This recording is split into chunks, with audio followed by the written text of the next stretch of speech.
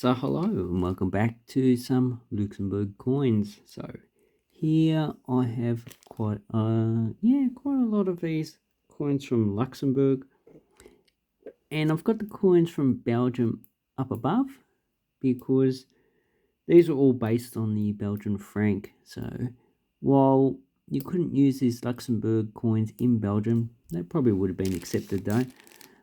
These coins from Belgium were legal tender in Luxembourg.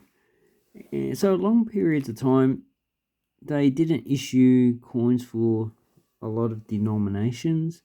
They just would have used the Belgium equivalent. And they had 1 franc equals 100 centimes. So we're just going to have a look at a few of their coins. And you look, most of these are silver, so most of them are copper and nickel.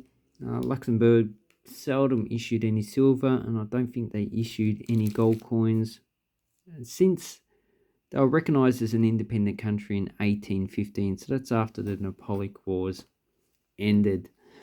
So the last, we'll go to the actual older coins, which are below. So the two oldest coins I have are the 10 and the 25 centimeters. So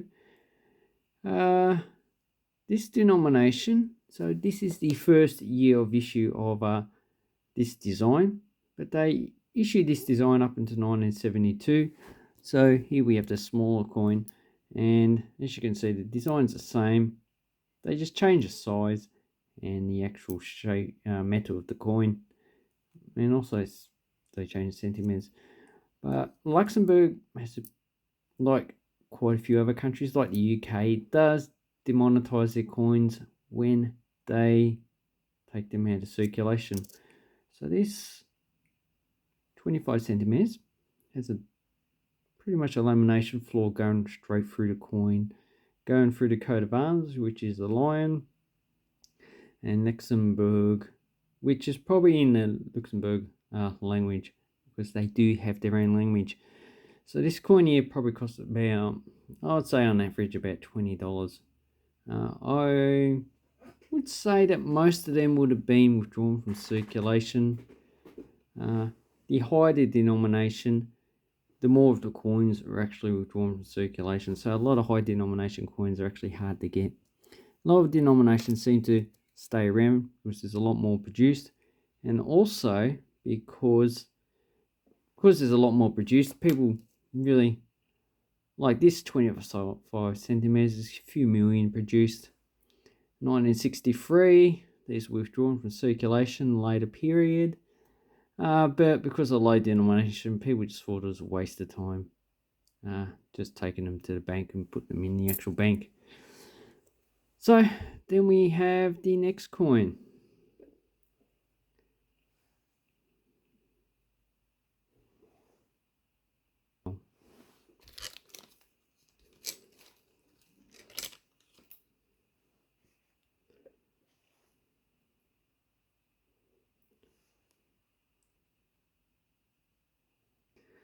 So here we have a 10 centimeters from 1930. It's about 5 million of these produced, and they go with the 5 centimeters. There was also 25 issued centimeters, but that was of the older design, which is this one, also issued in bronze. And after they issued that one in bronze, these ones were demonetized. So you wouldn't have used these in the 1930s. This one was demonetized, I think about 1952 or 53. So these ones cost about $5 to $10. And it's one of the nicer coins that Luxembourg actually produced. And the 10 looks pretty similar to the German World War II coins. So we won't talk any more about that. So during the Second World War, they used the Reichsmark, and then afterwards they used reintroduced the Belgian franc. But the older coins were still legal tender, so they just recirculated what was left of them. So most of Luxembourg's coins have just the denomination, and they have the effigy of the reigning monarch. So this is Charlotte again. I don't even know how to pronounce the name. So, and they're all, this is Grand Duchess or Grand Duke. So that's it. That's the motto. Grand Duke, Grand Duchess. And the interesting thing about the monarchs of Luxembourg is that they abdicate before they pass away. So Charlotte abdicated, I think, 1964, and her son Jean took over, but he abdicated in 2000 and passed away in 2019. And his son Henry took over in 2000. And if you look at the other monarchs, the one before this, Marie Adelaide, abdicated in 1919, but passed away 5 years later. She was quite young, 29 years. And before that, William the Fourth, he actually died as a monarch, but he was only 59, so there's no reason why he should have actually abdicated. And Adolf, his father, also abdicated. Oh, no, he didn't abdicate, he passed away as well, but he was quite old. So, it looks like a lot of these monarchs, since, the last 4 monarchs have actually abdicated. But before that, it looks like they all passed away. William the First abdicated. Anyway, so that's an interesting thing. And also, this coin is probably one of the outliers of Luxembourg coins. Let's see, Berg. So that's definitely in Luxembourgish. But it has a guy operating a blast furnace. And what do I call him?